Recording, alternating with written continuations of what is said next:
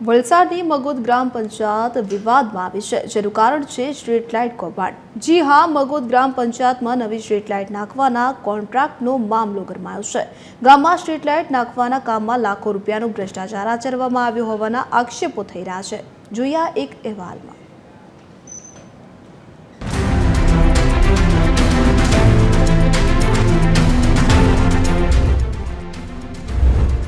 વલસાડ જિલ્લાના દરિયા કિનારા નજીક આવેલા મગોદ ગ્રામ પંચાયત દ્વારા મહિના અગાઉ અંદાજે 7 લાખ રૂપિયાના ખર્ચે સ્ટ્રીટ લાઇટ નાખવા માટે એક એજન્સીને કોન્ટ્રાક્ટ આપવામાં આવ્યો હતો, જે મુજબ 220 જેટલી નવી લાઇટો નાખવાની કામગીરી ચાલી રહી છે।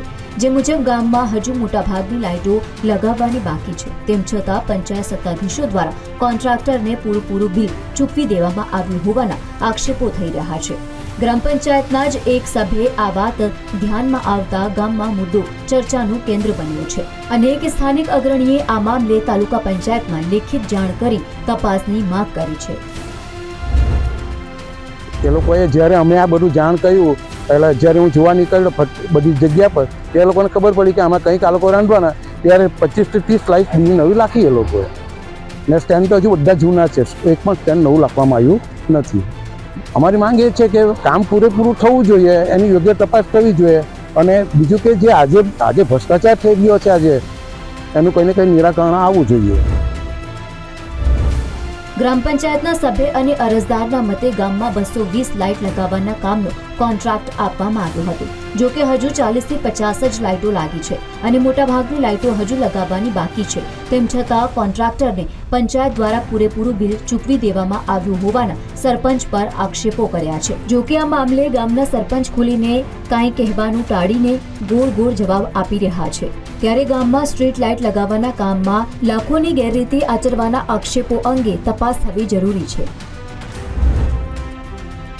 અમારા સ્ટ્રીટ લાઇટનું કામ ચાલુ થઈ ગયું છે, એટલે 5 થી 7 લાખ રૂપિયાનું કામ, એટલે હું પંચાયતનો સભ્ય અમારા બધા 10 ફર્યા જોયા કે કેટલી લાઇટ લગાવવામાં આવી, તો નીતિઓ 40 થી 50 લાઇટ નવી કિરણ કંપનીની લગાવવામાં આવી, અને પછી તપાસ કરતા જોયું તો 6 થી 7 લાખ રૂપિયા મહાવીર એજન્સીને ચૂકવાઈ પણ ગયા। પણ લાઈને સરપંચને સરપંચ એમ કે અડધી લાઇટ લાગી, અડધી બાકી છે, તો અડધી લાઇટ બાકી છે તો ભાઈ પેમેન્ટ પૂરેપૂરું થઈ કઈ રીતના ગયું, એના માટે યોગ્ય તપાસ કરવા વિનંતી। લાઇટ આવી ગયેલી છે અમારે લગાવવાની, એટલે કે થોડીક લગાઈ ગયેલી છે અને બીજી બાકી છે, તે અમારી પાસે છે। એ અમુક લાઇટ લગાવવાની બાકી છે હજુ, સાહેબ લોકો કરતા। મગોદ જેવા મોટા ગામમાં સ્ટ્રીટ લાઇટના કામમાં લાખો રૂપિયાની ગેરરીતિના આક્ષેપો થતા ગામનું આંતરિક રાજકારણ પણ ગરમાયું છે। ત્યારે કામ પૂરું થયા વિના જ પૂરેપૂરું બિલ ચૂકવી દેવામાં આવ્યું હોવાના થયેલા ગંભીર આક્ષેપોને ગંભીરતાથી લઈ આ મામલે ઊંડાણપૂર્વક તપાસ કરવામાં આવે અને જો કોઈ કસૂરવાર હોય તો તેની સામે કડક કાર્યવાહી કરવામાં આવે તેવી માંગ ઉઠી રહી છે।